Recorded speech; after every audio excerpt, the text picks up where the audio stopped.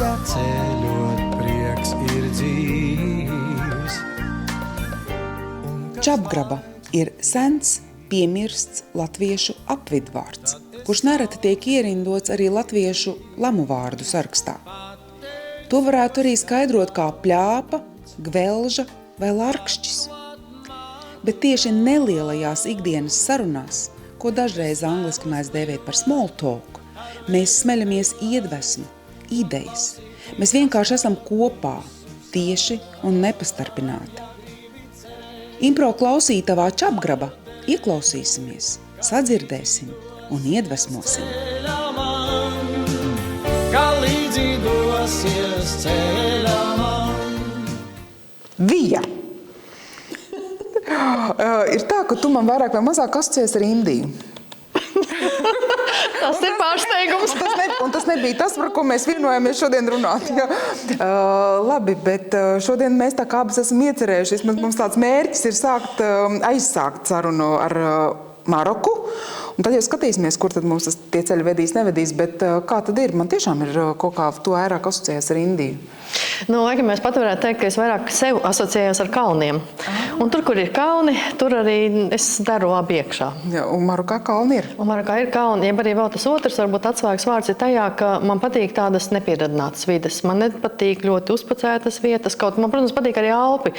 Bet gan Indija, gan Maroka, viņas ir tādas, netik pieradinātas. Tātad tevi uz Maroku aizvilināja nevis eksotika, nevis silts laiks, nevis, es nezinu, kādi debesu brīnumi, bet tieši kalni, ja? Nē, īsti jau ne. Patiesībā man tur aizvilināja nejaušība.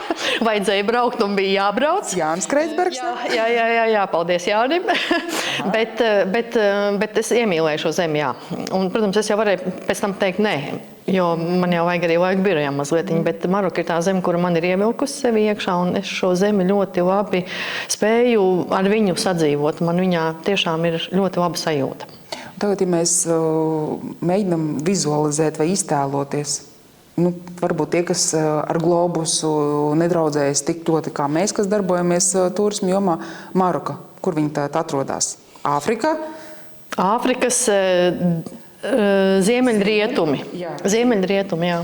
Tur jau ir turpatās pāri Gibraltāram ir jau Eiropa. Tur ir Spānija, jā, tāda ir. Tad jau sanāk, cik tur viņi ir afrikāniska, un cik ir tā Āfrikas sajūta, cik ir Eiropas sajūta, un tad vēl nāk pa virusu vēl reliģiskā, tātad islams. Tu tagad saliki patiesībā visu to viņas zemes skaistumu, tu saliki vienā jautājumā. Jā, jo tieši tā arī tur ir daudz kas no Francijas, tur ir daudz kas no Spānijas, tur ir mauru arhitektūra, tur ir islāma ticības celtnes, kuras ir ļoti jau pilnīgi citādākas nekā viņas ir standārta islāma zemēs. Tur ir franču ietekme ļoti liela un arhitektūrā tā ietekme ļoti liela un kultūrā ir vispār sajaukums, jo tur ir gan vietējie iedzīvotāji amazīri, kuriem ir sava ļoti senā kultūra un kuri sastāvējas no entajām, vismaz 200 dažādajām ciltīm. Un tad ir pēc tam franču kultūra, tad ir spāņu kultūra un tas viss kopā senās šamaniskās, jeb dabas ticība. Var sakot, amazīru tautas bija tās, kuras pielūdza zemes dievus, kuri pielūdza kalnu dievus, garus, un tad nāk klāt islāma ticība, kas ir pilnīgi nesavienojami jēdzieni, un viņi tur šajā zemē tik labi sadzīvo, ka patiesībā viņi viens otram netraucē. Kādā valodā viņi tur runā? Viņi runā ļoti daudzās valodās. Patiesībā pamatvaloda ir arābu valoda, oficiālā, bet viņa arī nav tieši tāda pat kā īstā arābu valoda. Viņa ir speciālā šai zemē, jeb šai ziemeļu Āfrikas teritorijai piemērota valoda. Viņa ir adaptējusies. Tā ir oficiālā valoda. Otrā oficiālā valoda ir franču valoda. Franču valoda tā tad ir valsts iestāžu valoda un vispār valsts sistēma kā tāda vairāk vai mazāk ir veidota pēc franču principu. Tā skaitā skolas, pārvalde un vispārējais, tas ir veidots jau pēc tādas franču sistēmas, jo francūši tur bija no 1912. līdz 1956. gadam. Tas bija franču protektorāts, un viņi izveidoja šo tādu mūsdienīgo valsts sistēmu, ja tā varētu teikt. Un līdz ar to tā tur joprojām darbojās, un ir, protams, kaut kādas nianses, bet vairāk vai mazāk viņi ir šajā ziņā ļoti eiropeiski. kaut zemi pa eiropeisku nosaukt ir diezgan grūti. Nav tā, ka vispār nē, bet nosaukt ir diezgan grūti, jo tā dzīve tur ir pilnīgi savādāka. Jā, un es gatavojoties sarunai, es izrakstīju vēl pāris tāds ticējums un sakām vārdus, un tagad tu pasaki, vai tā ir vai nav. Varbūt, ka tas ir vienkārši tikai interneta dzīlēs kaut kādas muļķības izrakts un atrast.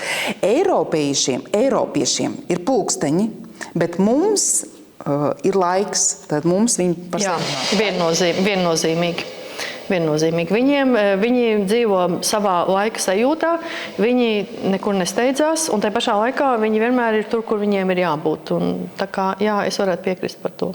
Viņi ir dienvidnieciski tā laika izpratnē, tad, ja viņi pasaka, it kā, jā, un tajā pašā laikā man jau varbūt ir grūtāk to novērtēt, jo turismā strādājušie cilvēki, protams, respektē to laiku, un viņi arī spēja iekļauties visos grafikos, neko nekavēt, un viss, un tas patiesībā gan arī vai norma, ja, ka turismā strādājušie cilvēki vienmēr ir visur laikā. Bet viņiem tas laika ritējums ir kaut kā citādāks. Viņi tā neskrien kā pie mums. Viņi turpat uz vietas esot, ir tā sajūta, ka tev nekur nav jāsteidzās, tu neko nevar nokavēt, ka tu vienalga būsi visur laikā, pat tad, kad ir tā sajūta, ka mēs kavējam, bet nav šīs sajūtas. Jā, tā kā... Ir viegli vispār ar viņiem saprasties ikdienā, komunicēt? Jā, jo viņi ir ieinteresēti. Turisti ir tie, kas viņiem nes naudiņu iekšā, un viņi, ja nesapratīsies citādāk, viņi runās ar rokām kājām, jo patiesībā angļu valodā runā nemaz netik daudz cilvēku, vietēji patiesībā vispār nerunā, vietēji pat franču valodā nerunā. Vietēji runā savā amazīru valodā, un amazīriem ir vairāki dialekti, katrai tai ciltī bija kādreiz savs, tad ir tagad izveidots speciāli viens oficiālais amazīru dialekts, bet tas ir 2011. gados veidots.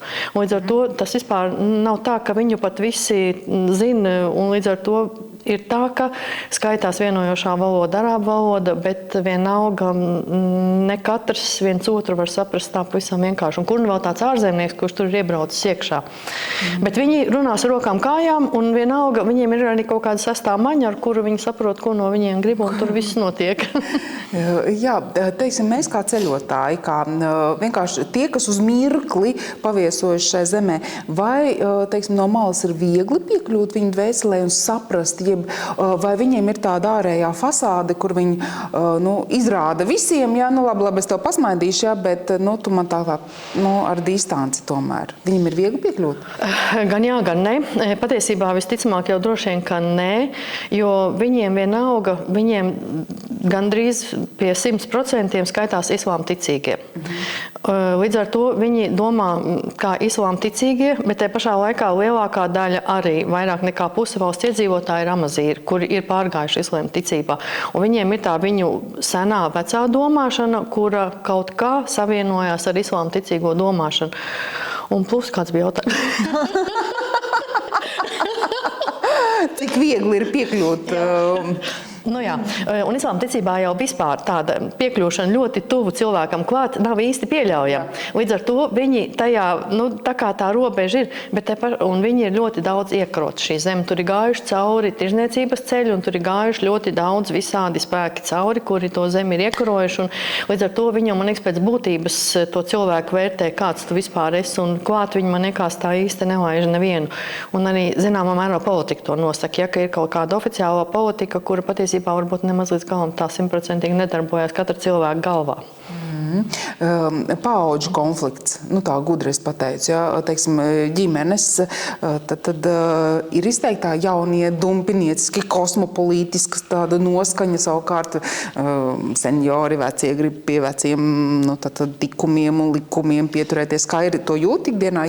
Jūt, to īstenībā ļoti jūt, un to jūt tieši pēdējos burtiski pēc pandēmijas šajos te gados. Ja pirms tam tā zeme bija tāda ļoti tradicionāla, un viņa nemaz necentās kaut kur kaut ko mainīt, tad jau ir tā, ka pilsētās jaunieši dzīvo patiešām burtiski pilnīgi citādā dzīvē. Ja agrāk ģimene bija svēta un ģimene visu noteica, tad šie te pēdējie burtiski 10 gadi ir izmainījuši to zemi šajā ziņā ļoti kardināli, un pilnīgi arī var redzēt pēc apģērba, var redzēt pēc tā, kā cilvēks dzīvo un kā viņš uzvedās laukos un kā tas notiek pilsētās. Tās ir divas dažādas pasaules. Bet viņiem ir raksturīgi, ka viena ģimene dzīvo zem viena jumta, vairākās paudzēs. tā kādreiz bija, bet šobrīd jau ir tā, ka jaunās paudzes, jā, ka viņi paši veido savu māju, veido savu dzīvokli, kur nu tas ir, un viņi tā kā iet projām. Jo agrāk sieva gāja pie vīra, un viņi tur tajā ģimenē arī dzīvoja. Bet tas ir tas lauku variants, un laukos tas tā notiek joprojām, jo, lai izdzīvotu laukos, viņiem ir nepieciešams dzīvot kopā. Ja darbs uz laukos ļoti smags, zemē ļoti smaga un ļoti grūti apstrādājumi,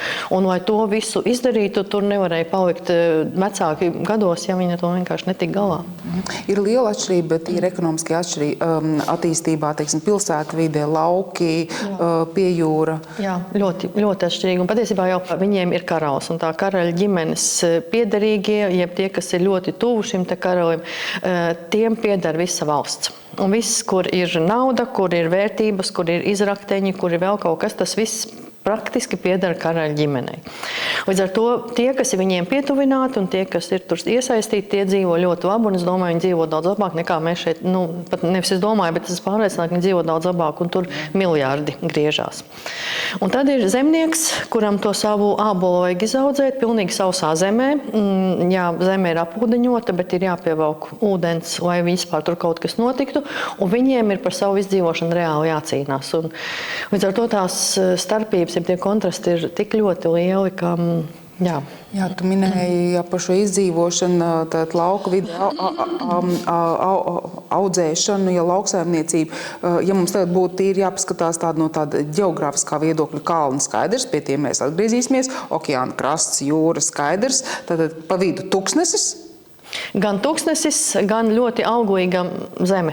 Tur patiesībā, man liekas, visas ģeogrāfiskās zonas, jeb kādas viņas saucās tās klimata zonas, ja, jo tur ir no okeāna nāk viens klimats, pie okeāna kalnos ir cits klimats, ir tuksneša klimats, un tad ir vēl tā iekšējā kontinentālā zona, ja, kurā arī notiek tās visas audzēšanas, bet vienalga tas notiek viss ar apūdeņošanu.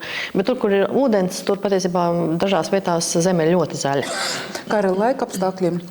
Laika apstākļi arī ļoti. Kurā brīdī tagad mums kā ceļotājiem Maroka būtu vispievilcīgākā? Jā, uz Maroku var braukt jebkurā gada laikā. Tas ir tas interesantākais, ja, jo, piemēram, uz kalniem var braukt vasarā, jo tuksnesī, piemēram, vasarā būs pat līdz 60 grādiem, ja, bet 45, 46 līdz 50 tas ir pilnīgi norma, bet tur var būt pat 60 grādi. Kalnos tajā pašā laikā būs līdz kādiem 30 grādiem un būs tas klimats daudz patīkamāks, ja, un tur, piemēram, variet staigāt, un tur būs tiešām tā būs vasara. Un vasara vēl ir arī pie okeāna, un tajās vietās, kur variet peldēt, ja, tie ir vasaras laiks. Tad pavasaris un rudens tie mēneši, kad var kāpt augstajos kalnos, ja, kad tur nav sniegs un arī vēl nav vairs tik karsts, jo kāpjot augstāk kalnos, pa nakti ir augsts, bet pa dienu ir karsts. Ja, līdz ar to vidējā tajā zonā vislabāk ir pavasaris rudens. Ziemeļu daļa ir tāda, mums saprotamāk, ja tāda vairāk kontinentālā. Uz vidusjūras pusīti. Uz vidusjūras pusī, jā. Viens no ūdeņiem, kas viņu apskalo, ir vidusjūra. Tā kā tur uzreiz ir, jā, tiešām mums drusku saprotamāk.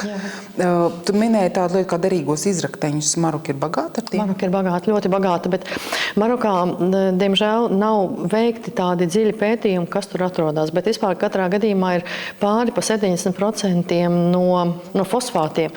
Vispār visi pasaules fosfāti pāri pa 70% nāk tieši no Marokas. Bet Marokā ir vēl tāda divdomīga situācija, ir pati Maroka kā tāda, un tad ir tā teritorija, kura patiesībā šobrīd īsti nav skaidra, kam viņi vispār pieder, jo no tādiem oficiālajiem papīriem viņi nav nekur īsti apstiprināti, bet tā ir Rietum-Sahāra. Un Rietum-Sahārā atrodas arī šīs te fosfāti izrakteņi, un principā Maroka viņi ir iekarojusi bez citu akcepta. Un tai pašā laikā neviens arī viņiem nost īsti neņem, un tur šobrīd īsti nevar saprast, kam tad tā daļa vispār pieder. Bet Maroka, protams, izmanto šos te fosfātu krājumus, un līdz ar to fosfātu tur ir ļoti daudz, tur ir zelts, joprojām tur ir sudrabs, tur ir nafta, tur ir daudz visa kā.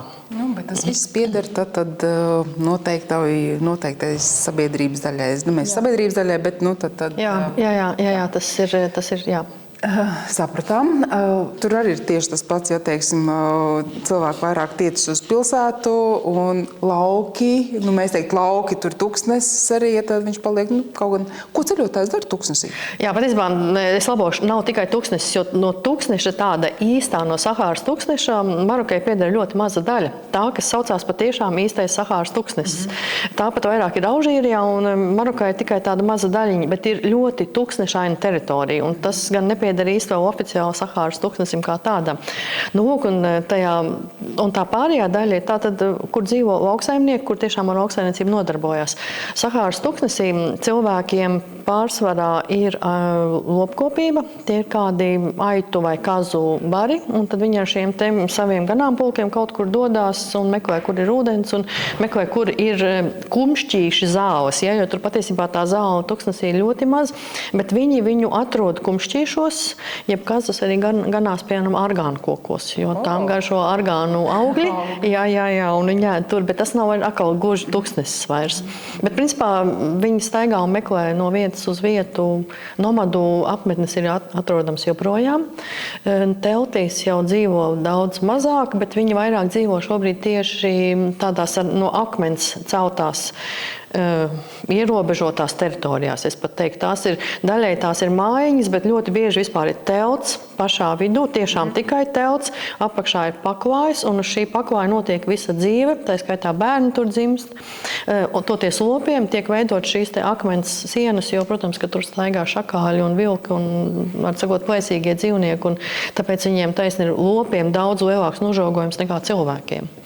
Un nomadi ir, jā. Mēs kā ceļotāji, mums ir iespēja vispār iepazīties tuvāk ar šādu te dzīvesvietu, vai es drīkst viņus saukt par berberiem, jeb tas nav korekti? Berberi ir oficiāli patiesībā gandrīz vai visur, bet tas nāk no romiešu barbariem, un līdz ar to viņiem pašiem patīk vārds amazīri. Līdz ar to man patīk lietot šo vārdu amazīri, bet viņi jau pat paši ir pieraduši pie tā vārda berberi, un viņi arī viņu lieto, ja? Bet es tā cenšos, jā, bet viņiem ļoti patīk, ka viņi sauc par amazīriem, un es kaut kā sev esmu iemācījis teikt amazīrs, nevis berberis. Ja? Bet berberis, protams, tas ir visur zināms vārds, un tas arī visur parādās viņu tekstos, ja? Tā kā patiesībā tā arī ir. Vai ceļotājs šādiem amazīriem pareizi pateic? Jā. Šo te dzīvesveidu var iepazīties klātienē, jeb, teiksim, zin kā, parasti tur, kur ir daudz ceļotāju turisti, šeit es lietošu vārdu turisti, ja, tad samaksā kādu naudiņu, tad nāc apskaties, kā tad mēs te dzīvojam. Vai viņi arī izmanto šādu veidu pieeju, vai nē? Izmanto. Patiesībā pat ļoti izmanto. Jā, un tā kā ir ļoti daudz tās tradicionālās vietas, un tās ir tās, uz kurām ved arī tā teikt iepirkties, ja, kur, piemēram, ir paklāji, kur vietēji tais paklājus, ja, tradicionālos, kur ir vēl kaut kādas vietējās tās rokdarbi, amatnieku lietas. Bet, principā, jo tālāk no pilsētām, jo vairāk ir iespējas to visu redzēt patiešām klātienē. Un te mēs atkal atgriežamies pie tiem kalniem. Tajās kalnu maršrutos, kur īsti pat ar mašīnām nevar piebraukt, tur pēkšņi mēs nonākam kādā tajā reāli īstajā amazīru dzīves vietā. Mēs redzam, kā viņi tur tos ganāmpulks no rīta dzen kaut kur ļoti tālu projām. Viņam reizēm jādzen ļoti tālu. Vīrs, jeb tēvs dodās ar ganāmpulku ļoti tālu projām, sieva mājās kaut ko ar rokām darina. Jā, kādus lakatus vai vēl kaut ko, kaut kādas tādas, ko viņi, protams, mēģina pēc tam pārdot cilvēkiem. Jā, tu aizskar tādu interesantu tēmu paklāja, ja, jo tas arī bija viens no maniem jautājumiem, ja, kā tad ir, jo visi jau saka, Marokas paklāji, tie jāved mājās un tā tālāk. Kas tur īpaši tāds ir? Tikai tas, ka viņi ar rokām tiek taisīti? Tas ir viens, bet otrs ir tas, ka viņi ir patiešām skaisti, ļoti krāsaini, spilgti, un viņi ir ļoti, ļoti kvalitatīvi. Patiešām. Un viņi tādi biezi, un, kā vai saka, es tādu gribētu mājās, bet viņi ir smagi, viņi ir kā jau paklāji. Bet, principā, viņus sūta viņi un vēl, bet es nezinu, kā tas viss tur darbojās, ja, bet katrā gadījumā tie paklāji patiešām skaisti. Bet tas, kas ir ļoti interesanti, ja šajos te paklājos ir zīmes, kā mūsu slīpais Māras krusts iekšā, mūsu zelktītis. Domā, ko gribi, bet latvietim tas viss ir tik ļoti tuvu sirdī, tad, kad ieraug šos te paklājus, jo viens ir tas persiešu stils, tāds viņiem arī ir, bet tad ir tas otrais, kas ir tik ļoti latvisks, vienīgi ar tām spilgtajām krāsām. Nu jā, tā mums vēl jāmācās sadzīvot. Nē, viņas nav traucējošas, jo viņas ir dabīgās krāsas. Ja tas ir patiešām no dabas veidots, un ja tas ir patiešām pie amazīriem, pie īstajiem, nevis pie mākslīgi veidotiem kaut kādiem uzņēmumiem, tad tās krāsas ir dabas krāsas, un viņas ir spilgtas, bet viņas nekož acī. Arī latvietim. Jā, nu labi, jā. Tad pirms mums līdz kalniem jātiek, vēl jātiek. Tad tu ieminējies ganāmpulkus, tad ved kaut kur tuvāk kalnus. Kā teiksim, tas notiek? Zini, kā Skotijā ir pavasarī izlaid, rudenī savāca. Kā tur tas ir tomēr? Tur ir no dienas uz dienu, jo tur viņiem ir jābūt, kur viņiem palikt. Viņi nevar palikt naktī brīvā laukā, jo tur ir tie plēsi, tur jau ir arī čūskas un skorpioni un kas tik viss tur nav pa tām naktīm. Ja?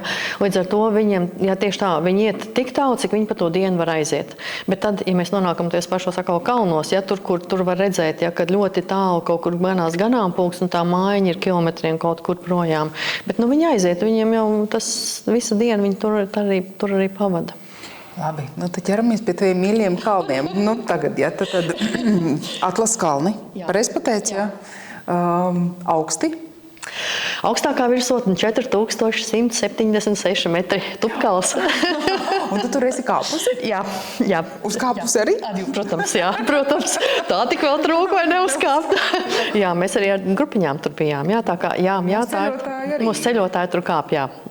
Un tas ir tātad ņemu mugursomu, eju. Jeb tomēr tur ir drusku cits stāsts, tad ir sagatavošanās, ir nepieciešams kaut kādas prasmes, ir nepieciešams kāds ekipējums. Tātad, iedomājies, es tev saku, Vija, es gribu kāpt ar tevi kalnos. Tad tev es teiktu, nāc ejam. Bet, jā, protams, tam ir vajadzīga bišķiņa sagatavošanās, jo pirmkārt jau tie 4176 metri, tas jau ir tajā zonā, kurā ir kalnu slimība. Ja kalnu slimība tā pavisam oficiāli skaitās virs 3500 metriem, bet jūt jau pie 3 kilometriem jau pilnīgi noteikti jūt to, ka trūkst telpas. Ja tur sagatavošanās kā tāda varbūt nav tādā nozīmē, tur neiet ne ar striķiem, ne ar virvēm, ne ar kaut vedus cirtnīšiem vai vēl, bet tur ir pirmkārt tā, ka tas notiek 2 dienās vismaz, ja ne pat 3 dienās. Tajā pirmajā dienā virs 2 kilometriem ir pilsētiņa Imlila, no kurienes sākās šī te kāpšana, un ir jāuzkāp 1400 metru augstuma starpība. Ir jāiet 12 kilometri, un pirmajā dienā ir jāuzkāp uz augšu 1400 metri. Ja? Tātad virs 3000 ir tā pirmā diena.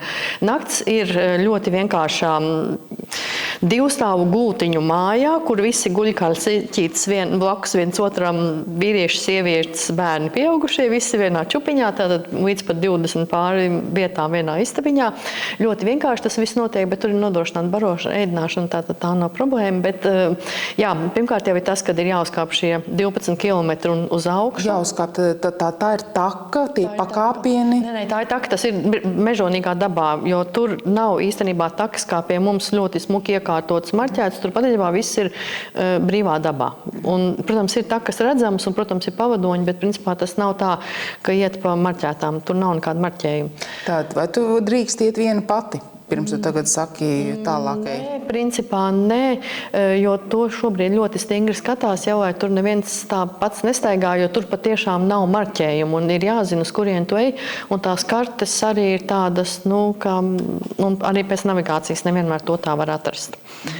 Jo viņas ir vairākas, iet uz visām pusēm. Viņas ir tā kā pa dažādiem ceļiem. Labi, tad tā bija pirmā diena. Tad ir tā nākošā diena. Nākošajā dienā ir jāuzkāp tikai 900 pāri metru uz augšu. Starpība 3 kilometri. It kā tikai. Bet tas nozīmē patiesībā to, ka ir pilnīgi gandrīz vai tā stāvus un uz augšu un pa maziem slīdīgiem akmentiņiem. Līdz ar to tie cilvēki, kur ikdienā soļo, kur ikdienā staigā, kur ikdienā kaut ko aktīvi dara, patiesībā ātri vai vēl to var tad izdarīt. Jo tur, ja nav ierobežojums laikā, ja var lēnām iet, tad lielākoties, jā, auzdam pūstam mēs reizēm ejam, bet tas ir iespējams. iespējams jebkuram fiziski aktīvam cilvēkam, es teikšu tā, jo tie 4000 nepilnie 200 metri, viņi nerada to sajūtu, ka skābekļa nav vai vēl. Ir grūtāk elpot, ir jādzer ūdens un jāelpo, bet tas ir iespējams. Kur tu ūdeni? Tu dabūsi tur? Tu stiepini līdzi? Nē, tur tajā mājiņā pa vidu, tur var nopirkt ūdeni, jā, augšā kāpjot, pirmai dienai tu stiep līdzi, otrai dienai arī tu stiep līdzi. Un tad tie, kas ir ļoti spēcīgi, tie var noiet, uzkāpt augšā un noiet pilnīgi lejā līdz Imulilai, bet tie ir tad 20 pāri kilometri, plus vēl tas kāpiens, tie 900 metru augstuma starpība, un lejā ir jānonāk jau pat 2300 uz leju. Starpība atkal ir, jā. Līdz ar to tā ir ļoti smaga diena. To var izdarīt sportiski cilvēki. Un es pirmā reizē patiesībā arī to izdarīju, bet man bija ļoti grūti. Es varbūt neesmu tāda guži sportista vairs, jā, bet man bija grūti, jā. Un tad mēs grupām darām tā, ka mēs vēl paliekam vēl vienu nakti tajā kalna namiņā. Un tad tas ir patiesībā jebkuram fiziski kustošam cilvēkam iespējams. Un kāds ir iespējas, jo, zin kā, kalni, ja, no Alpi, tie, kas saka, es jau esmu bijis Alpus, es biju Āzijā, es tur, jā, ko tu saki, tas pats vien ir, nē. Nē, tas patiesībā galīgi nav tas pats, jo tieši tāpēc, ka tās takas nav speciāli veidotas, viņas ir tā kā daba viņas ir veidojusi, un tur ir tā pamats ir smalkie akmentiņi, kur ir ļoti slīdoši. Un tie akmentiņi reāli var slīdēt gan uz augšu ejot, gan īpaši lejā nākot. Un patiesībā, kāpēc ļoti grūti ir tieši lejā nākt, jo tā lejā nākšana, es pat esmu šļūkus uz dipenu lejā, jo vienkārši tā kāja paslīd un nošļūts lejā. Un tad ir vēl tādi akmeņi, kur ir lielas plāksnes, un tad solis vai nokāpt lejā ir liels, un tad ir gandrīz ar rokām jāpievelkās un nojām jau, lai vispār tiktu. Līdz ar to tas nav tā, kā daba to ir izveidojis, tā tas arī tur ir. Tad varētu teikt tā, ka tā ir tāda, ja kāds meklē tādu nesabojātu civilizācijas un turisma industrijas nesabojātu vietu, pārgājienu taku. Jā, vai mēs drīkstam teikt pārgājienu taku, vai tas būtu tomēr nopietnāks trekings? Tas jau ir trekings. Jā, es arī ar cilvēkiem, ar kuriem mēs tur braucam, es parasti par šo tēmu runāju, saku, jo latviešiem nav tulkojuma šim vārdam trekings, jo pārgājiens patiesībā nav trekings. Tās ir ļoti, arī kalnu pārgājiens nav trekings. Tad es teikšu tā, to pirmo dienu vēl varētu ievilkt varbūt tajā pārgājienā, kaut patiesībā tur arī tie kilometri un augstuma starpība ir jūtama. Ja? Līdz ar to man jau gribās teikt, tas ir trekings, bet tā īstā kāpšanas diena, tas ir trekings. Tev ir kāda recepte, kā var izvairīties no augstumslimības? To var paredzēt, nevar paredzēt. Vēl papildu jautājums, tad es zinu, pat esmu izbaudījis, ka, piemēram, Dienvidamerikā tā izjūta, augstuma izjūta ir cita nekā Himalajos. Jā. Tā ir taisnība. Kā ir, nav tas tikai man, kā Marokā? Marokā ir tā vieglākā sajūta. Jā, Himalajos šī sajūta ir tas, ka trūkst skābeklis, viņi ir lielāka nekā Marokā. Bet labi, Marokā arī tiešām tie 4000 metri vēl nav dzīvībai bīstamie metri. Tā ritīgāk jau jūt 5 un augstāk, ja? Bet katrā gadījumā tur nav tā, ka kādam elpas trūkst un tā, ka vispār, vismaz, ja cilvēks vesels, ja? Jo, protams, es nezinu, ja ir kaut kādas problēmas ar plaušām, droši vien, ka to jūt. Bet ir divas ļoti vienkāršas receptes, kuras attiecās uz visiem kalnā kāpējiem. Tā pirmā ir pareiza elpošana, un tā otrā ir pietiekoši daudz ūdens. Jo, principā, tā oficiāli skaitās, ka ir jābūt litram ūdens uz starpību, cik augst atrodas, tik ir jābūt litriem ūdens. Un vēl trešais, protams, ir mazliet aklimatizācija. Jo tas, ko mēs arī savās grupās darām, mēs vispirms, mums ir tādas vieglākas dienas, mēs staigājam pa tādām ne tik augstām vietām, mēs esam virs 2 kilometriem, bet mēs staigājam, mēs esam visu dienu kustībā, un mēs jau esam mazliet aklimatizējušies, ja? Bet tos 4 kilometrus jau nav kur aklimatizēties, tur vienkārši tai vienā dienā ir jāuzkāp un viss. Bet arī par cik mēs uzkāpjam un nokāpjam, mēs pat īsti nepaspējam nemaz sajust to augstu. Tā kā, bet ūdens un elpošana tie divi, ja, kas patiesībā ir noteikti jebkuros kalnos. Citi saka, ēšanas daudzums, ja, kad nav jāpieliek kuņģis pilns ar ēdienu, ja, kad tad ir grūtāk, kad jāievēro zinām diēta. Es tam laikam gluži nepiekritīšu, jo patiesībā tas, ka vajadzētu, ja tā ļoti nopietni to dara, tad ir diētas, bet ne tās, ka tur ir vairāk vai mazāk, bet tad tur ir stāsts, vai tur ir olbaltumvielas, vai tur ir tie proteīni, vai vēl. No tā ir atkarīgs, jo principā ir muskuļu krampa un tam līdzīgas lietas, un ir jāzina pareizs uzturs, kā to visu novērst, un tie, kas ir nopietnie kalnā kāpēji, ja tie arī ar to nodarbojas, ka viņiem ne tik daudz tajā daudzumā, cik tieši tajā, ko cilvēks ēd. Labi, tagad iedomājas ceļotāju, kurš nekad nav kāpis virs tiem pašiem 3,5 tūkstošiem un grib tagad tikt līdz tiem 4. Vai viņš var kaut kā iepriekš paredzēt to, ka viņam būs slikti tik augstu, vai viņš var kaut kā iepriekš to piefiksēt, sagatavoties? Nevar, jo kalnos patiesībā slikti var būt pat rūdītiem sportistiem, kur trenējas katru dienu, un pēkšņi kalnos var būt slikti. Jo tas ir kaut kas pilnīgi cits, un to paredzēt nevar neviens, un tā ir, diemžēl, tā lieta, ko cilvēks var ieraudzīt un saprast patiesībā tikai kalnos.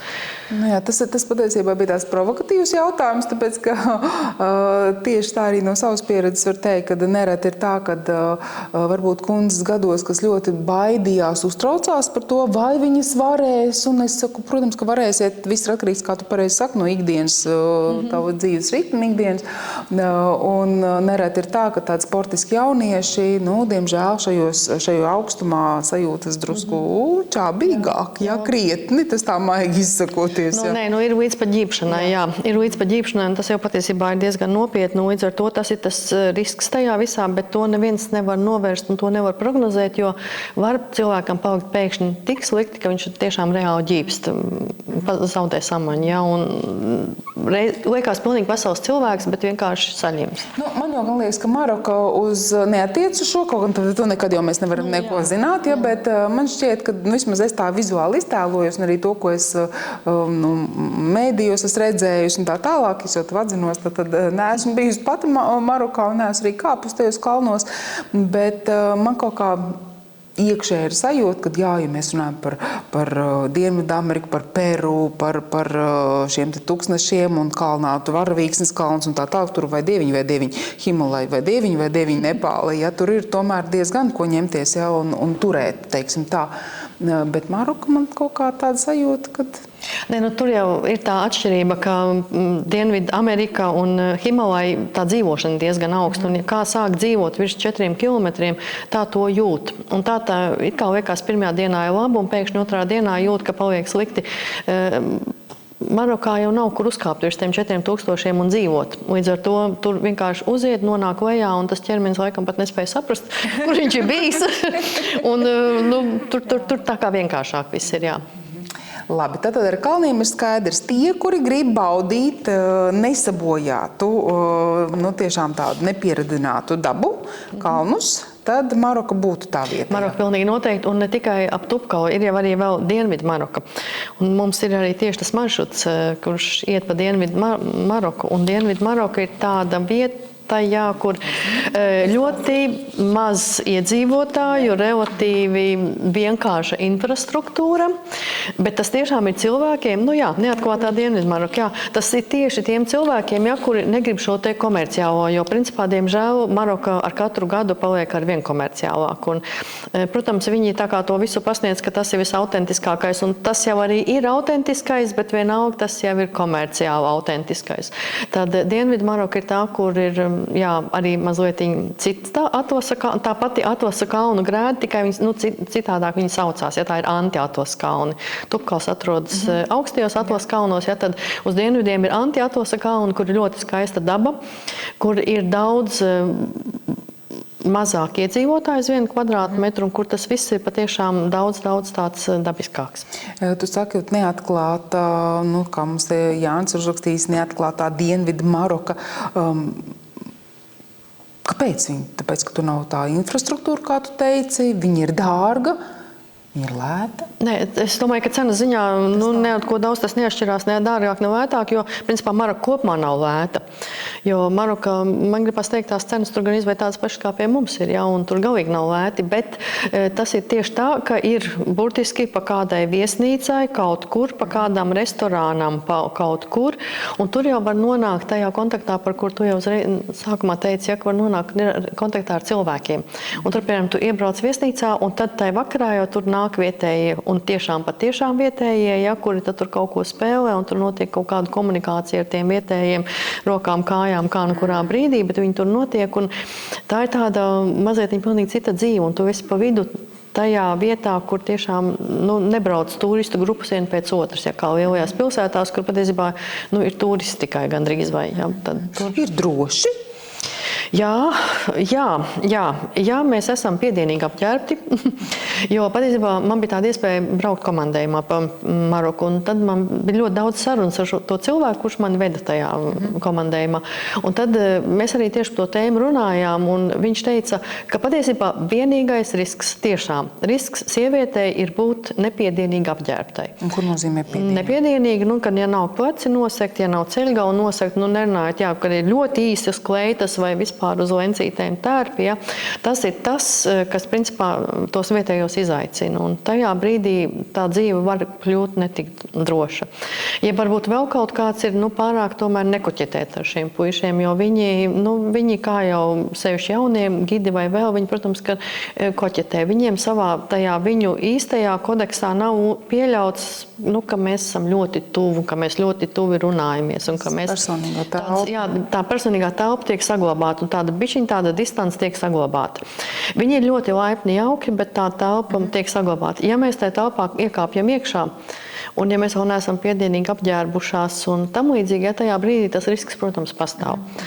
Bet tā kopumā ne vairāk, ne mazāk kā citās zemēs, un viņi patiešām ir ļoti sirsnīgi cilvēki. Es teikšu tā, ka tik sirsnīgs cilvēks kā tur nemaz tik bieži sastapt nevar. Viņi ir, tu tā pateici, sirsnīgi, man uzreiz ienāk prātā, sirsnīgi līdz tirgumaizē. Ja tad tu redzēsi sirsnīgi, viņi kaulējās, viņi ir uzbāzīgi tādā gadījumā. Labi, es zinu, ka tu tikko pateici sirsnīgi, un man ir priekšā bilde ar tirgu. Ar tirgus tādu ainu, ja, uzreiz sirsnīgais, jā.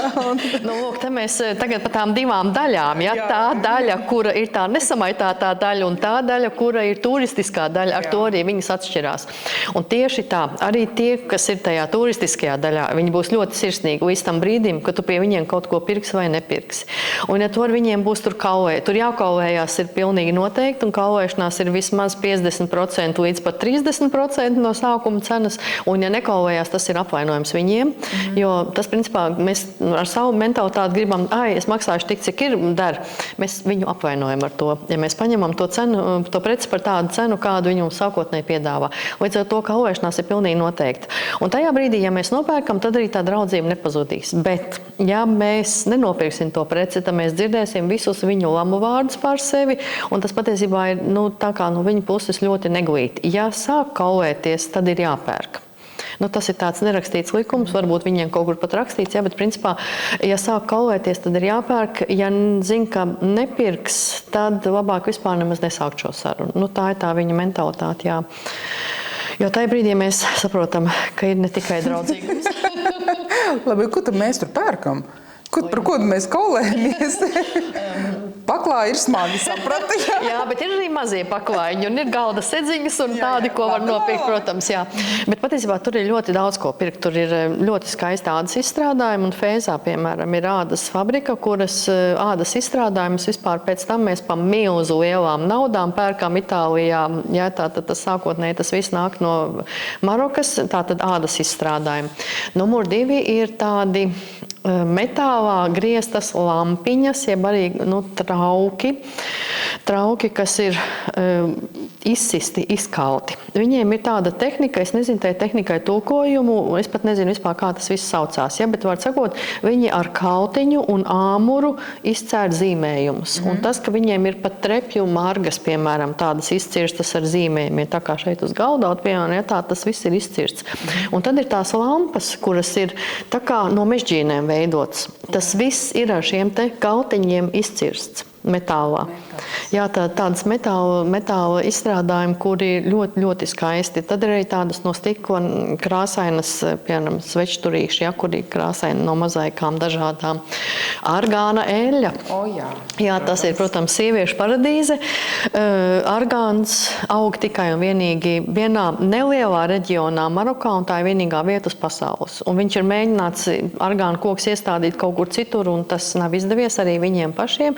Ir tā viena vieta, kur acīm redzot augstnē ir kaut kas, kur laika apstākļi ir piemēroti, un līdz ar to tur to argānu audzē. Un argāna eļļa... Kas ir tas īpašs tajā visā? Jā, argāna eļļa ir divos veidos. Viņi izmanto to pašu labāko un dārgāko, jeb tā tad mazliet apgrauzdētas argāna sēkliņas. Viņas līdzīgi izstāsta tā kā mandeles. Un tad, kad to mandeli čaumaliņu nosit nost, tad tur iekšā tāds mazs graudiņš, un tas graudiņš no tā graudiņa spiež eļļu. Ja viņu apgrauzdē, tad tur veidojās pārtikas eļļa, kura maksā vismaz 80 eiro litrā. Ir ļoti dārga, bet skaitās ar visām iespējamajām omegām un vitamīniem un skaitās ļoti, ļoti laba. Arī ar savu garšu, ja, tā tad dod salātiem tādu īpašu piegaršu. Viņa garšo varbūt ir mazliet pēc mandelēm, bet vienalga tā ir sava garša, viņai pat nav salīdzinājumi, jā. Un tad no tām pārējām sēkliņām veido kosmētikas eļļu. Un kosmētikas eļļa ir tiešām, ko var, piemēram, uz rokām smērēt, var masāžas eļļas, var krēmos likt iekšā un vēl. Es teikšu godīgi, jā, ka tas ir produkts, kas man liekas tiešām augstvērtīgs. Ja? Un es pat esmu izmēģinājuši šos te visus, un tā ir tā lieta, ko es ir parasti citiem visiem iesaku tiešām vest no turienes, ja, jo tā ir tiešām... Latvijā viņi nevar nopirkt? Ne. Latvijā nevar. Vācijā ir kaut kāda firma ar bio saistīta, ja, kur principā pērk šīs te iestrādes, ja, un kura tad pēc tam no to argāna kaut ko. Protams, ir kaut kādos kosmētikas produktos iekšā argāna eļļa, bet cik viņi laba, cik nav un kā tas viss tur ir, protams, es nemāku pateikt, jo ir dzirdēts, jā, ka viņu jauc kopā ar citām eļļām un ka viņi zaudē to savu. Līdz ar to, es nezinu, protams, bet tas, kas tur uz vietas un šīs argāna eļļas audzē sieviešu kooperatīvos, jo argāna koks, viņš ir mazliet līdzīgs pa gabalu olīvas kokam, bet viņam ir ļoti asi tādi dzelksnīši, un principā tur visu var novākt tikai un vienīgi ar rokām. Viens variants ir, protams, mēģināt nopurināt, gaidīt, ka nokrīt, bet tas, ko viņi patiešām dara, viņi vāc sievietes, veido kooperatīvus un vāc šīs te odziņas ar rokām. Un pēc tam tad viņas tātad pārstrādā. Tas viss ir ļoti smags roku darbs, tāpēc arī tā eļļa ir dārga. Un tad sievietes apvienojas kooperatīvā, jo viena saimniecība, pieņemsim, ir platība, ja viena sieviete un vairākas sievietes ģimenē vispār nespēja to novākt. Ja, tātad viņi to dara kopā, tā kā kooperatīvos. Un tad tie kooperatīvi arī tās eļļas pārdod, un šos eļļu produktus pārdod. Nav iespēja, kā mēs teiktu, tautiski iegrābties tirgu nekvalitatīvi? Ir, un patiesībā tas ir tas, par ko arī šobrīd ir diezgan liela baža, jo arvien vairāk gan Marakešas, gan Fēzas, īpaši Marakešas tirgu parādās viltojumi. Un tai skaitā parādās ļoti daudzas lietas, kuras ir ievestas no Ķīnas, un skaitās, ka tās ir vietējās. Un tieši tāpēc patiesībā ir jāpērk tur kaut kur laukos pie tiem cilvēkiem, kuri nemaz vēl nav iepirkuši no Ķīnas lietas. Ja, un tāpēc arī, piemēram, tās argāna, jā, viņas ir tajos kooperatīvos dārgāks, bet tur es zinu, ka nebūs viltojums. Es nezinu, ko pārdot tirgu, un es nezinu, pie kā, kurš ko nopirks, un tur var visu, ko nopirkt, protams. Bet mūsu ceļotājiem ir iespēja tad pie šādās vietās kooperatīvos, ja? Jā, ir. Tad, ja ir tas reģions, kas ir starp Esavīru, Agadīru un, starp Esavīru un Agadīru, tad tur tas reģions ir tas, kurā aug koki, un kur patiešām arī tie kooperatīvi ir, un līdz ar to viņi no turienes arī nāk, un viņi patiešām turpat uz vietas arī to visu pārstrādā. Un tad tas arī nav šķaidīts, un tas ir dabīgs. Tīra manta. Jā. Tas, protams, ir dārgāk, un, protams, ka ir arī kaut kur tirgos, kur var nopirkt tīru mantu, bet kā to noteikt, es nezinu. Viens iebraucējs, teiksim, tā ceļotājs uz 5 dienām, kas tur ir nokļūs uz 10 dienām, kas tur ir nokļūs vai uz 12, kā mūsu gadījumā. Es nedomāju, ka mēs uzreiz kļūsim lieli eksperti. Nē, pilnīgi noteikti. Neriskēt. Labi, tad es te pat teicu par tīru mantu. Pie piparmētru tēju, un es izlasīju. Berberu viskijs. Berberu viskijs, tā ir svēta lieta. Berberu viskijs patiesībā ir piparmētru tēja kopā ar zaļo tēju. Tā nav tikai. Un to patiesībā viņiem, par cik tā ir zeme, kurai cauri nāk karavānas un nāca karavānas. Un tad nāca zaļā tēja kaut kur. Un tā viņiem tas ir ieviesies. Ja? Tad viņi paši audzē piparmētru un tai piparmētrai klāt kopā ar šo te zaļo tēju veidojās tā tēja, kas ir tāda ļoti stipra mūžumu dodoša. Un tad tur ir ļoti daudz cukurs, jo, piemēram, cukurgraudi viņiem ir šādi apmēram, un tad, tas kvadrātiņš, ja, tas ir viens cukurgraudiņš, piemēram. Un tādus viņi tur par teikt glāzītē jau... Sīrups. Jā, sīrups. Bet, viņi jau tagad arī pamazām ir iemācījušies. Ja pirms gadiem 15 tur vispār neviens pat nesaprat, ka varētu šo tēju pasniegt bez cukuru, tad mūsdienās jau tās tējas jau ceļotājiem, grupām pat gandrīz vispār nemaz cukura vispār nav klāt, jau ir tikai atsevišķā trauciņā cukurs. Tā kā, es saku, viņi pielāgojas, kas no vienas puses ir labi, bet no otras puses, kas ļoti zaudē jau to autentisko sajūtu. Jā. Kas vēl ir tāds, ja jau mēs par ēšanu un tādām lietām mēs sākam dzeršanu, es domāju, kas vēl ir tāds, kas ir jānoprovē Marokā, kas ir jānobauda, atšķirīgais, vai vispār mums ir grūti pielāgoties viņu tādam ēšanas tradīcijām, kultūrai? Nē, es domāju, ka nē, jo patiesībā viņiem ir tādi ļoti mums saprotami produkti, bet tie ēdieni ir saucās tas, kas ir pats svarīgākais, ko visvairāk zina, tā ir tažīna. Un tāda tažīna, viņa var būt ļoti dažāda, bet pamatos viņai ir, piemēram, iekšā kaut kas no gaļas, un tad ir sakrāmēti tādā kā ugunskura veidā dārzenīši, un tur var būt arī ļoti, ļoti dažādi. Tur var būt kartupeļi, tur var būt ķirbju sezonas laikā, tur var būt burkāni, var sakot, plūmes tur kaut kur var būt klāt, un tam var būt vistas gaļiņa, var būt lielopa gaļiņa, var būt jēra gaļa. Tu tātad minēji tažins, jā, labi, bet tas ir trauks vai ēdiens? Gan. gan, jo tažīne, viņu arī taisa. Un tas māla trauks, tā ir tā kā apakšā šķīvis, kuram gan maliņām ir metāla stienītis, un virsot tāds tā kā rūķa cepurīte. Un tad viņi šo te jau brokastis, tad, kad beidzās, tad saimniece uz uguns liek un ilgas stundas, atšķirībā gan no ēdiena, tad viņi nākot ģimenei taisa šo te tažīni, kas saucās gan trauks, gan ēdiens.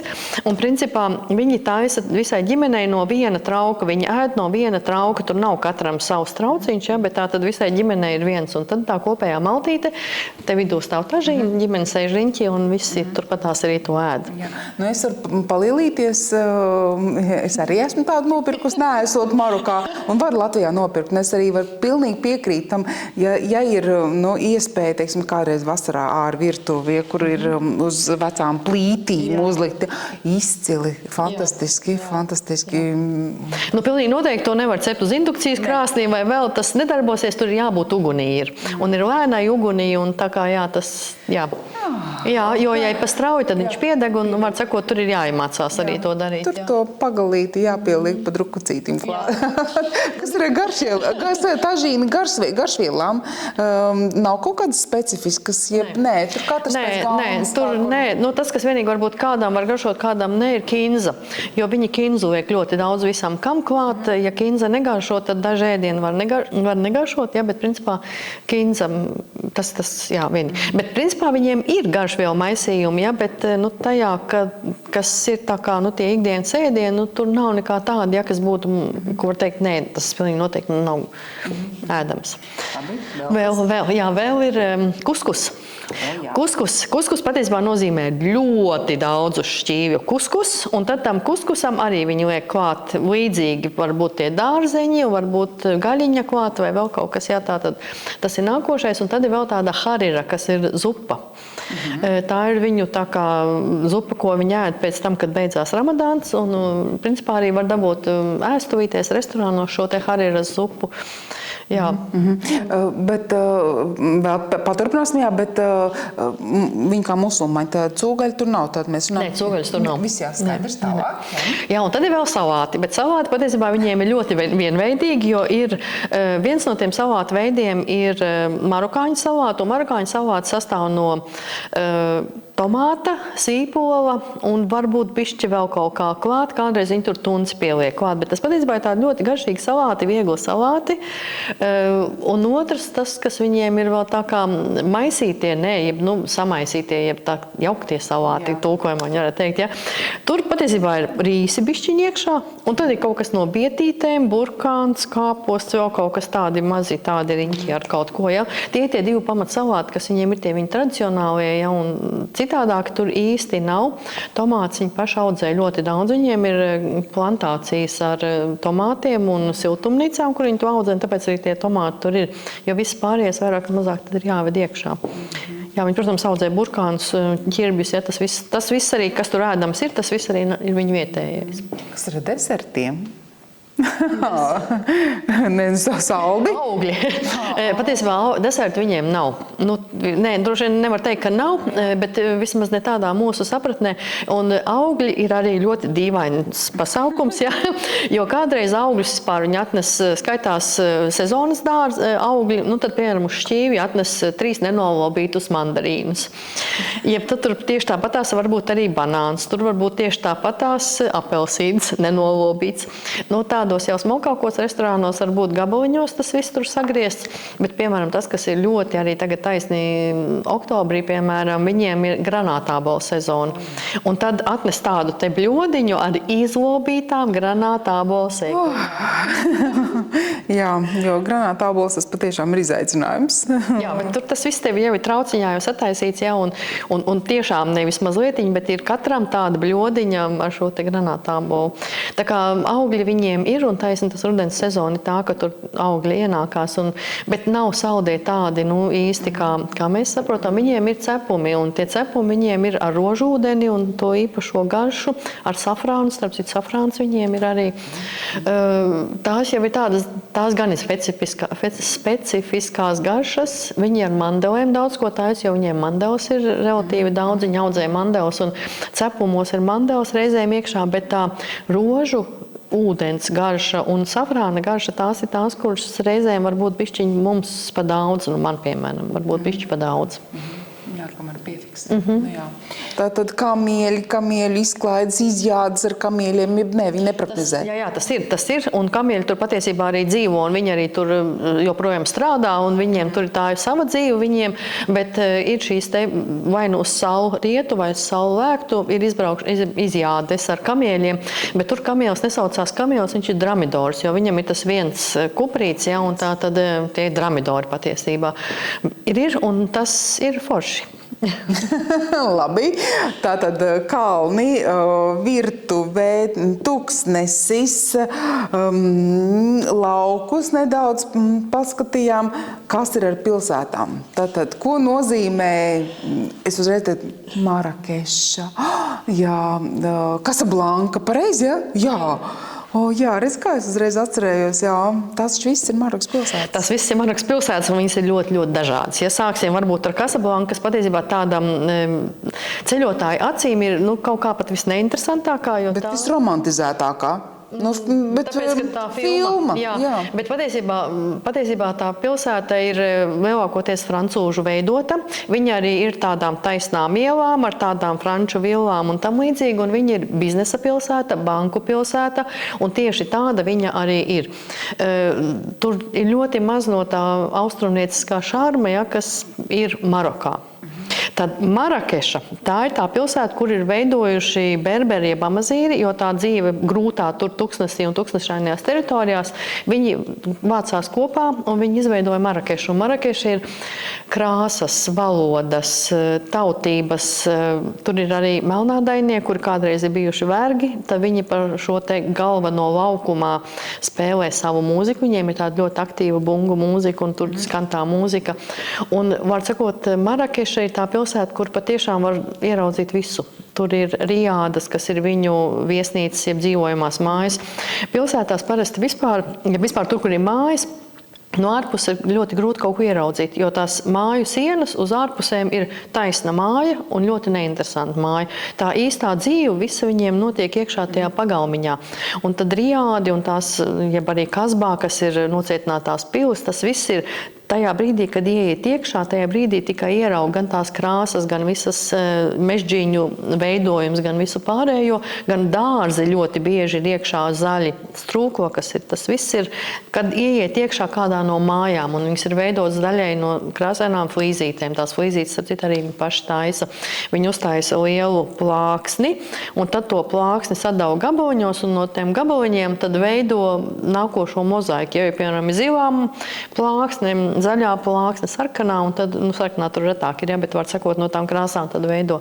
Un tas ir arī iekšā mājās no šīm te mazajām flīzītēm, un to visu ieraug tikai tajā brīdī, kad īsti ieiet iekšā. Jo no ārpuses izskatās taisna betona, bet cementa, nezinu, kāda siena, ja, un ir ļoti grūti kaut ko vispār saprast, kas tur ir. Teiksim, viņi ir, tās vietas, labi, mēs Kasablanku sapratām, tā ir tāda franciska pilsēta, bet pārējās Marakešas pilsētas, viņas ir saprotams, mums uztverams viegli, ja tur ir ielu labirinti, un dieviņi, tu saki, tikai saprast, var tikai ieejot iekšā.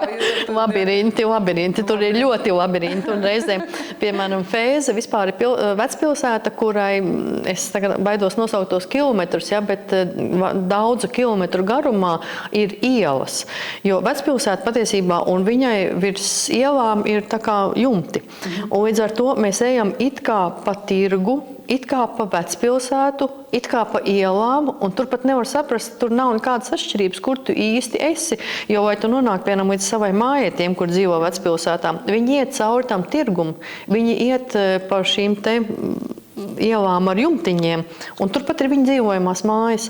Līdz ar to tur tas ir tāds labirints, ka Fēzā apmaldīties tirgo, man liekas, ir 2 minūtes, un mēs jau esam apmaldījušies, mēs vispār nesapratam, kuru pusi iet. Viņas arī daļēji ļoti šauras. Un Google Maps nepalīdz? Nē, kāds Google Maps, tur ir ieliņas, kurās gan sāriski ir jāiet, nemaz nevar šādi iziet cauri, ja, un kur nu vēl Google Maps? Nē, tur patiešām ir tikai jāzina kaut kādi orientieri, kad iziet no tā visa muģekļa ārā, ja, kurā vietā, uz kuru pusi mēs apmēram varētu atrasties. Tā brīdī varbūt Google Maps arī palīdzēs, kad izies ārā, bet mēs jau būsim entos kilometrus otrā pusē izgājuši ārā. Jā, tās ir tās īstās viņa ielas, bet ir vairākas pilsētas, kuras ir veidojuši vai spāņi vai francūži, un tad jau tur ir tāda mums saprotamā sistēma, ja, kur ir tiešām ielas. Un tur vietējie gidi. Teiksim, taču viņi tev palīdz izvest ārā no tām. Ne, viņi palīdz neapmaldīties, ja, jo viņi tāpēc arī ir, ka mēs ejam iekšā vecpilsētā, Fēzā, Marakešā, mums ir vismaz 2 gidi uz grupu, un dažreiz pat 3, jo tieši tā. Nevar jau mūs laist. Nē, tad mēs tur ārā neiznāksim. Labi. Jā, bet kā mūsu ceļotājs jūtas pilsētās? Zin kā, daudz ceļojot, varbūt ir tāds sajūta, labi, jā, šo mēs redzējām, jā, visi tā dodamies dabā, dodamies kalnos, dodamies tuksnesī vai krītam atkal, kā es vienmēr saku, pludmales smiltiņās. Kā ir, kā mūsu ceļotājs jūtas? Ātrāk grib prom tikt, uztvert to pilsētu. Es domāju, tas ir tik ļoti dažādi, ka šo jautājumu pat vispār atbildēt nevar. Jo nevēl mūsu tie maršruti ir tādi, ka mēs esam gan tajās pilsētās, gan mēs esam laukos, gan mēs esam tuksnesī, gan mēs esam pie okeāna. Un tā arī ir visa Maroka, ja, jo kādam patiks Fēza, kas ir tā kā intelektuālā pilsēta, tā ir pilsēta, kurā ir visvairāk islām ticīgie, tā ir pilsēta, kura ir arābiskākā. Tad ir Marakeša, kura ir amazīri berberu veidotā, un tad ir tā telpa, kurā amazīri joprojām dzīvo.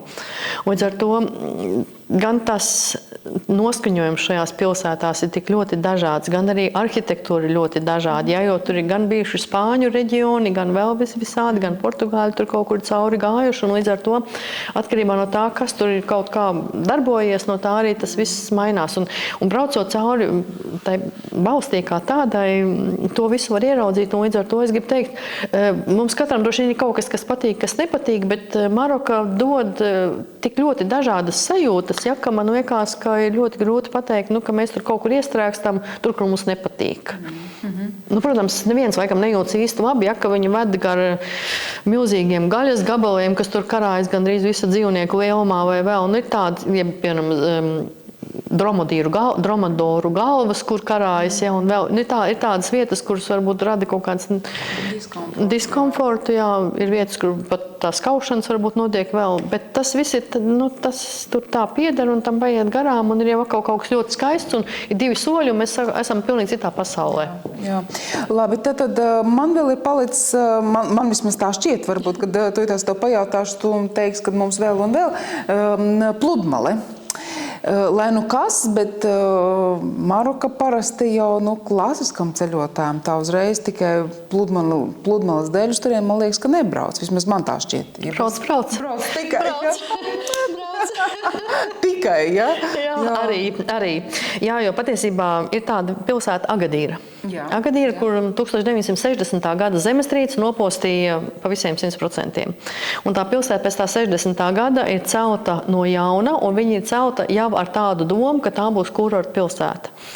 Bet tā ir pilsēta, kurā ir vislabākais klimats tieši peldēšanai. Ja mēs braucam gar to okeāna piekrasti, mēs braucam burtiski ik pa dažiem kilometriem, tas viss var mainīties. Pavisam netālu no Agadiras ir sērfošanas reģioni ar milzīgiem viļņiem, un tur brauc cilvēki sērfot, un tad ir Agadīra, kurā temperatūra cauru gadu ir virs 20 grādiem. Ūdens viļņi ir ļoti mazi, jo tas ir tāds līcītis, jā. Un tur, principā, ir pilnīgi ideāli apstākļi tam, lai tur varētu pavadīt nedēļu 2 vienalga tiem, kuriem patīk gar okeānu dzīvoties. Ja tur var dzīvot un patiesībā braukt tikai peldēties. Jo pludmales ir ļoti skaisti iekārtotas, arī ja bija 10 gadus apakaļ, varbūt es teikšu, viņas bija netīras un ar akmentiņiem mazajiem, tad šobrīd tur ir ļoti skaisti savestas smiltis, un tās smiltis ir tā, ka viņas pat ieiet okeānā iekšā un pilnīgi bez kādām problēmām var iet tīrā ūdenī peldēt. Un tad būtībā tā turisma infrastruktūra ir speciāli veidota no tā pagājušā gadsimta, teiksim tā 70. gados. Jā, 64. laikam sāk celt, jā, tā kā jā, bet tas ir pateicoties tai dabai, jo daba deva tos apstākļus, kāpēc to tā sāka veidot. Ja kaut kur citur ir, piemēram, pa dienu 30 grādi, pa nakti 0, tad tur tās temperatūras starpības ir relatīvi mazas, un arī tas, ka visu cauru gadu tā temperatūra ir virs 20 grādiem. Jo, piemēram, Tuksnesī pa dienu var būt 15 grādi ziemā, tas pats var būt arī, piemēram, Marakešā, tad Agadīra ir tā vieta, jā, kur tomēr tā temperatūra. Un tai pašā laikā, piemēram, vasarā, tad, kad citur ir 40-60 grādi, pat, ja, tur ir 25 grādi, ja, jo no okeāna nāk vējš, un tas vējš, un principā tur arī ir Kanāriju augstā straume. Un tā Kanārija augstā straume nodrošina to, ka vasarā nav tie 40 grādi un nav pat 30 grādi. Līdz ar to Agadīra ir izcila vieta patiesībā cauru gadu. Labi, varbūt tagad ziemā tas ūdens pat nokritās zem 20 grādiem, bet principā tur var braukt burtiski cauru gadu. Kas tur brauc? Ja mēs runājam par turistiem, ceļotājiem, kā parasti saka, tas ir tās vācu turists. Jā, Agadīram ir tā, ko atklāja vācieši, jā. Bet patiesībā tur gan tam visam ir arī tāda dziļa vēsturiskais stāsts. Tad tajā ap 1911. gadu visas Eiropas valstis atklāja, ka tur ir ļoti daudz derīgi izrakteņi Marokā. Un vispār 1911. gadā varēja sākties jau Pirmais pasaules karš, un tas ir fakts, kurš pat ir tāds oficiāli apstiprināts, jo tajā brīdī vācieši iegāja tajā teritorijā, ko bija noskatījuši francūži.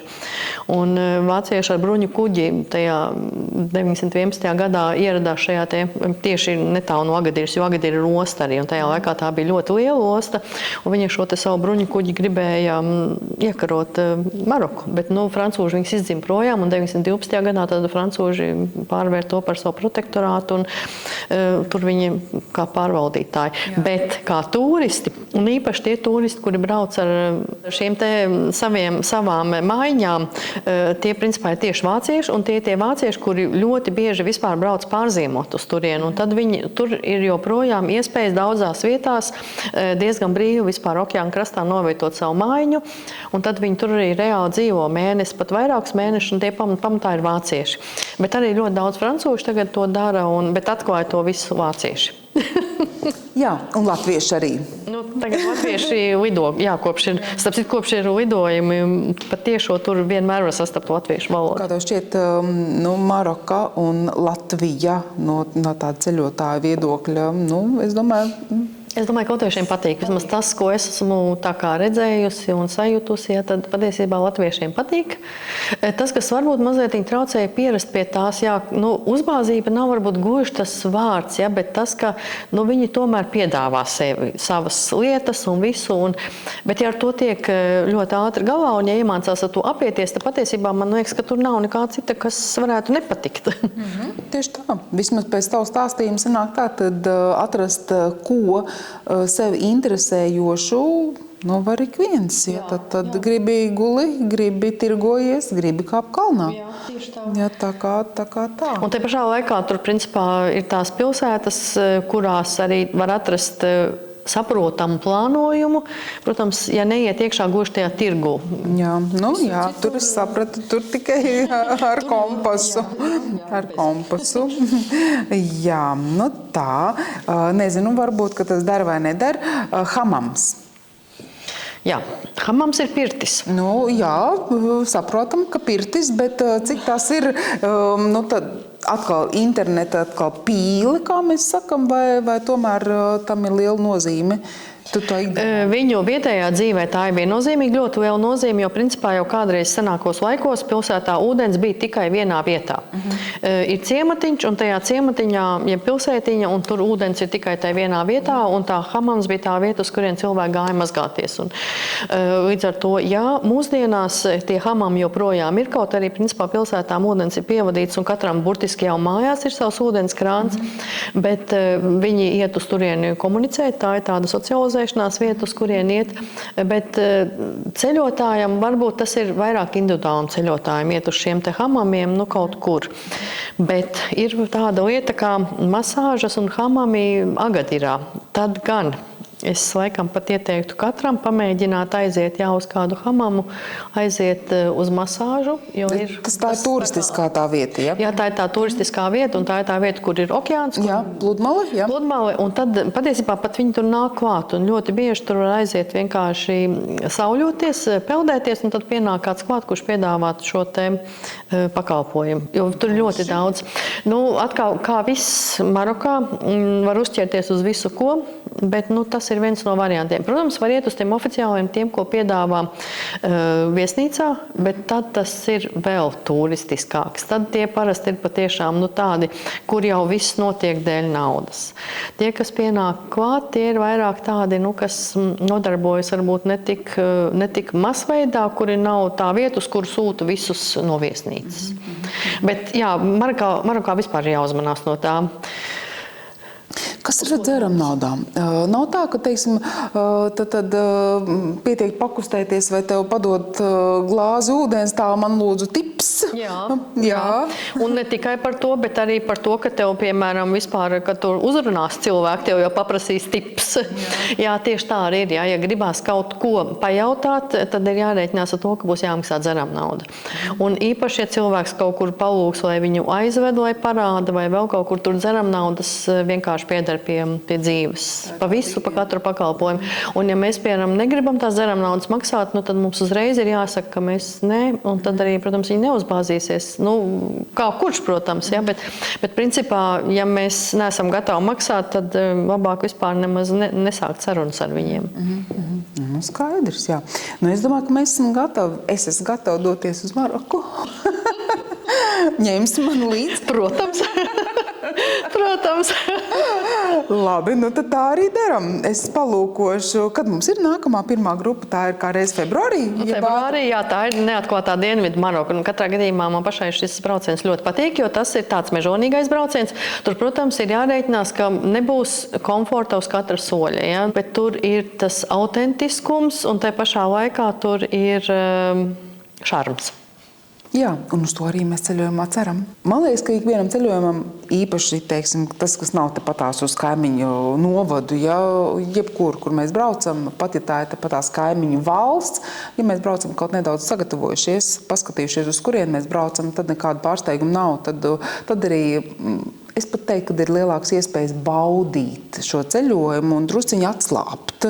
Ja tev vairs tādi ikdienas sīkumi, kas varbūt, es nezinu, nekaitina tev. Tu zini, ka tā būs, jā?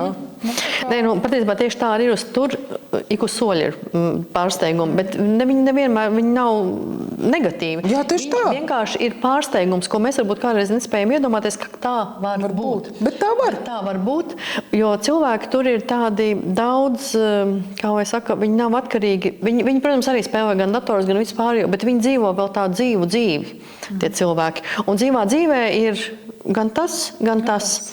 Un Maroka ir tā zeme, kur to visu tik ļoti labi parāda, ja? Un tajā pašā laikā tas var netraucēt, ja mēs braucam ar atvērtu sirdi, ja mēs braucam iepazīt. Un tā ir vieta, kur tu tiešām var iepazīt. Nu, tad tā arī daram. Tā arī daram. Paldies tev! Nevaru šausmas, Dievs stāv klāt. Paldies, paldies! Līdzi dosies ceļš.